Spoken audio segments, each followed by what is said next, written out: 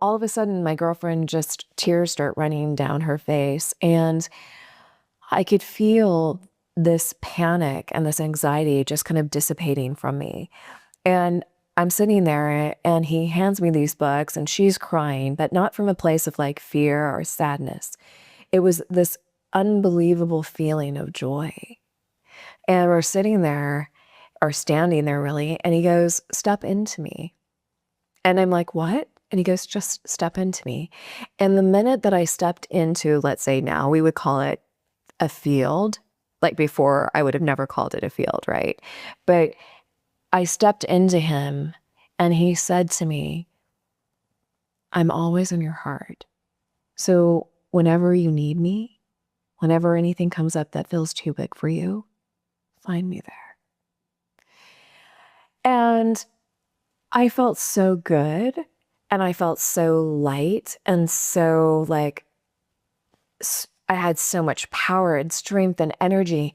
And I'm like, "Cool, thanks so much." And my girlfriend and I left him. I took all my books. I'm like, "Thanks, Avatar. That was really great. That was amazing."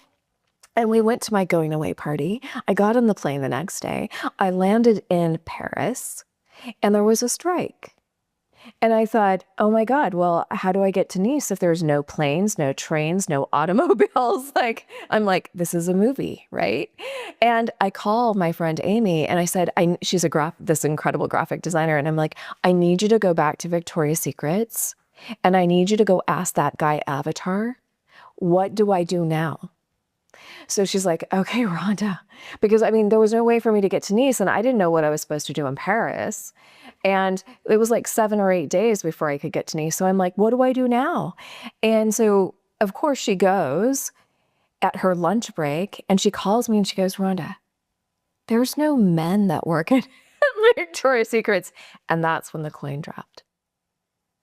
Because all of a sudden, it was like, here comes this being, Avatar, that shows up at this moment where I was like, I'm not going to get on that plane. I'm not going to follow through because I'm crazy. I don't know who goes to a country they don't know anyone or speak a language.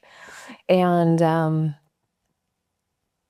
I got it at that point. I knew that there was something bigger driving me, you know, like there's no man that works at Victoria's Secrets. And we laughed. I'm like, "I thought he worked at Victoria." She goes, "So did I."